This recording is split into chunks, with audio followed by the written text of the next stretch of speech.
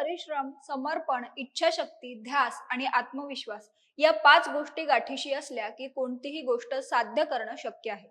तुम्ही एखादं स्वप्न पाहिलं आणि ते पूर्ण करण्यासाठी परिस्थितीवर मात करत जिद्दीने पुढे जात राहिलात, तर नक्कीच यश तुमच्या पायाशी लोटांगण घालतं. याचंच एक ताजं उदाहरण म्हणजे बिरदेव सिद्धप्पा डोणे. घरची परिस्थिती फारच बेताची. मेंढपाळ हा कुटुंबाचा मुख्य व्यवसाय. अशा परिस्थितीत बिरदेवने एक स्वप्न पाहिलं. ते पूर्ण करण्यासाठी प्रचंड जिद्दीने मेहनत घेतली. यात त्याला दोनदा अपयशही आलं. मात्र तरी सुद्धा हार न मानता तो पुढे जात राहिला आणि आज यश त्याच्या पायाशी लोटांगण घालतंय. केंद्रीय लोकसेवा आयोगाच्या म्हणजेच UPSCच्या परीक्षेत बिरदेवने देशात 551वी रँक मिळवत यश संपादन केलंय. या यशामुळे संपूर्ण देशात बिरदेवचं कौतुक होतंय. तर मेंढपाळ ते IPS अधिकारी हा बिरदेव डोणेचा प्रवास कसा होता, यात त्याला कोणकोणत्या संकटांना तोंड द्यावं लागलं आणि त्याचा हा प्रवास देशभरातील तरुणांसाठी कसा प्रेरणादायी ठरतो, याबद्दलच जाणून घेऊया आजच्या व्हिडिओतून. नमस्कार, मी अवंती भोयर आणि कॅमेऱ्यावर आहे रिद्धेश कदम. कोल्हापूर जिल्ह्यातील कागल तालुक्यातील यमगे गावातील रहिवासी सिद्धप्पा डोणे, पत्नी, 2 मुलं आणि 1 मुलगी असा त्यांचा परिवार. लहान मुलगा बिरदेव सिद्धप्पा डोणे याचं नाव सध्या संपूर्ण देशभरात गाजतंय. बिरदेवच्या घरची परिस्थिती तशी बेताचीच. मेंढपाळ हा बिरदेवच्या आई वडिलांचा पारंपरिक व्यवसाय.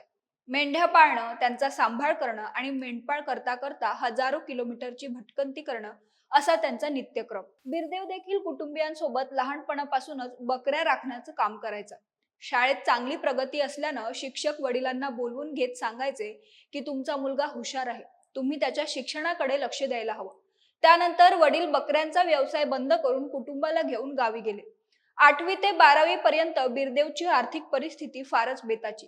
पुढे मोठ्या भावाला नोकरी लागली आणि त्याच्यावरचा भार हलका झाला. त्याच वेळी बिरदेवचं पोस्टात सिलेक्शन झालं, पण यापेक्षा काहीतरी चांगलं कर असा सल्ला भावाने दिला.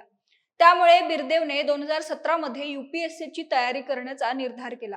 पुण्यात इंजिनिअरिंग करत असताना कॉलेजमध्ये UPSCची तयारी करण्यासाठी त्याला चांगलं वातावरण मिळालं. 2017 मध्ये त्याच्या कॉलेजमधील एकाच वर्षात 17 जणांचं UPSCच्या फायनल यादीत सिलेक्शन झालं आणि हीच गोष्ट त्याच्यासाठी प्रेरणादायी ठरली. त्यानंतर त्याने UPSC करण्याची गाठ मनाशी बांधली. बिरदेवने सुरुवातीचे 2 ते 3 वर्ष सेल्फ स्टडी केली आणि त्यानंतर 2021 मध्ये त्याने दिल्ली येथे UPSCचे क्लासेस केले. त्यानंतर तिथूनच 2022 मध्ये त्यांनी UPSCची पहिली परीक्षा दिली, परंतु यात त्याला अपयश आलं. पुढे 2023 मध्ये तो पुण्यात आला आणि प्रचंड मेहनत घेत दुसरी परीक्षा दिली, पण यावेळी केवळ 3 मार्काने UPSC मेन्सच्या परीक्षेत त्याला अपयश आलं.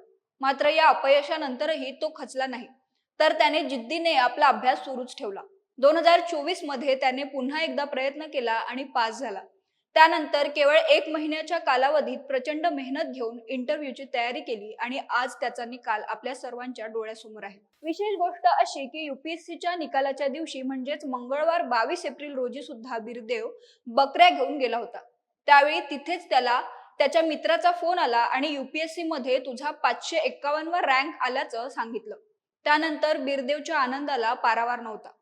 त्याच्या कुटुंबियांनी तिथेच त्याच्या यशाचा आनंद साजरा केला. इतक्या कमी वयात देशाच्या सर्वोच्च सेवांमध्ये स्थान मिळवणं ही बिरदेवसह सर्वांसाठीच अभिमानाची गोष्ट आहे.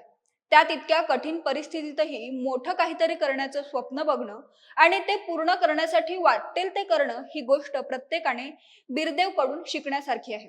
आज MPSC UPSCचा अभ्यास करणाऱ्या देशभरातील लाखो तरुण तरुणींसाठी बिरदेव डोणे हा प्रेरणास्थान बनलाय. तुमच्याकडे एखाद्या गोष्टीत स्वतःला झोकून देऊन काम करण्याची शक्ती असेल तर यश तुमच्याकडे आपोआप चालत येईल, हेच बिरदेवच्या या यशातून सिद्ध होते. सर्वात महत्त्वाचं म्हणजे आकाशाला गवसणी घातलेली असतानाही पाय जमिनीवर कसे ठेवायचे हे देखील बिरदेवकडून शिकण्यासारखं आहे. बिरदेव डोणे यांनी घेतलेल्या या उत्तुंग भरारीकरिता MHAMTV कडून त्याला खूप खूप शुभेच्छा. बिरदेवच्या या यशाबद्दल तुम्हाला काय वाटतं ते कमेंट करून आम्हाला नक्की कळवा आणि MHAMTVच्या YouTube चॅनलला सबस्क्राईब करा. धन्यवाद.